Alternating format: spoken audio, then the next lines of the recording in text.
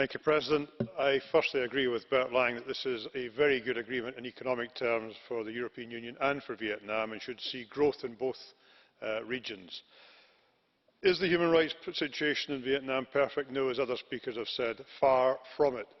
Will this free trade agreement help or hinder the human rights situation in Vietnam is probably the more important question, and I happen to agree with the Commissioner here that constructive engagement is the way to improve the human rights situation in Vietnam.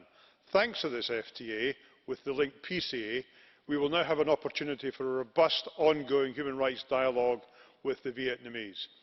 I hope we will also see established a very effective domestic advisory group, and for me that's a crucial part here, that we make sure we fund the domestic advisory group, we involve civil society in Vietnam, and we get regular reports about the situation there, particularly the labour situation there. We make sure that the ILO conventions are being implemented, we make sure that trade unions are allowed to operate, we make sure to ensure there are safeguards in the workplace. But we cannot do that if we don't have this FTA, we don't have the PCA. If we're not engaged with Vietnam, we'll have no basis to speak with them. So, I repeat, good for economics, but also potentially good for human rights in Vietnam.